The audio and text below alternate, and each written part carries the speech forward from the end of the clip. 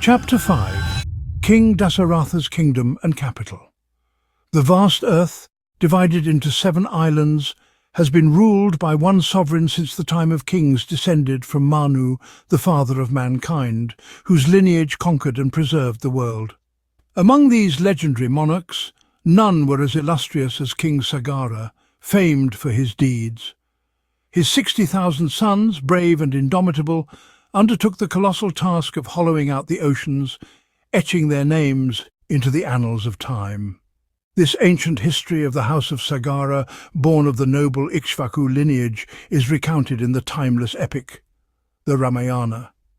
It is a tale that brings forth the glories of a race blessed by the gods themselves. So let every soul hear this with faith and reverence, for it is a treasure of the ages. On the banks of the sacred Sarayu River lay the great and prosperous kingdom of Koshala. Its people, content and virtuous, lived under the beneficent rule of their monarch. At the heart of this kingdom stood the legendary city of, renowned across the 3 worlds, earth, heaven, and the netherworld. Founded by the revered Manu, the progenitor of humanity, Ayodhya was more than just a city. It was a beacon of human achievement and divine grace.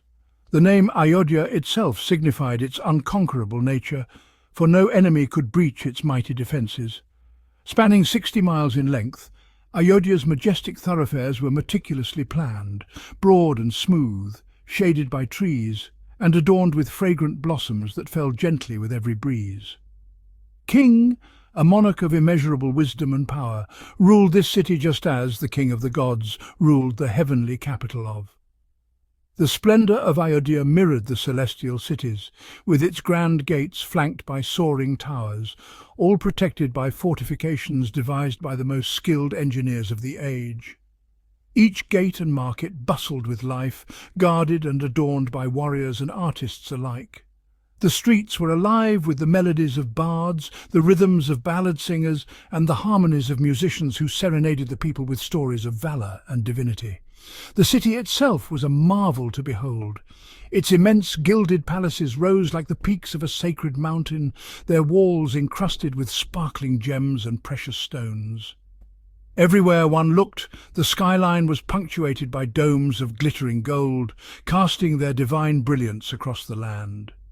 These palatial homes, majestic and resplendent, were said to touch the heavens. No ordinary dwellings were these.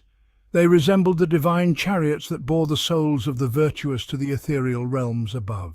The people of Ayodhya were no ordinary folk either. The warriors, noble and disciplined, were as fearless as lions and as agile as falcons. Trained to the peak of martial prowess, they could strike an unseen target by sound alone, piercing through the veil of illusion to land their arrows true. In the surrounding forests, these mighty men had hunted tigers, lions and wolves in single combat, proving their mettle with sword, spear and bow. To them, honour was paramount. No warrior of Ayodhya would ever strike down a fleeing foe. Their code of chivalry was as unyielding as the very iron from which their weapons were forged. But Ayodhya was not just a city of warriors, it was a haven for the learned and the wise. Throughout its vast expanse dwelt countless scholars, steeped in the knowledge of the experts in every form of art and craft, masters of music, sculpture and painting. The city was home to seers and sages, their minds attuned to the infinite, deeply versed in the mystical science of. Thousands of holy men, having renounced the material world, resided in this sacred city, their lives dedicated to the pursuit of truth and the unravelling of the universe's profound mysteries.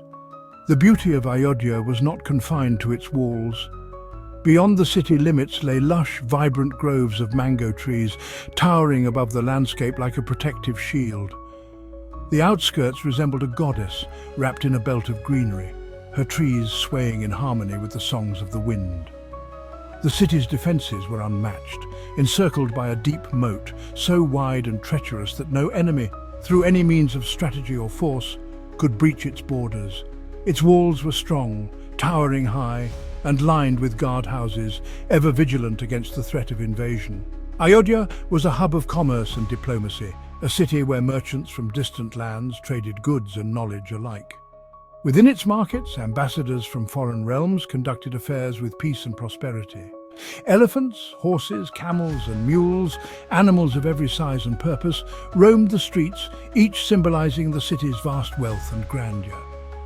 Thus stood Ayodhya, the city that reflected the grandeur of heaven, ruled by King Dasaratha, whose wisdom and valor knew no equal. His reign brought peace to the land, and under his rule, Ayodhya thrived, shining forth as a jewel of the earth, a symbol of mankind's highest virtues.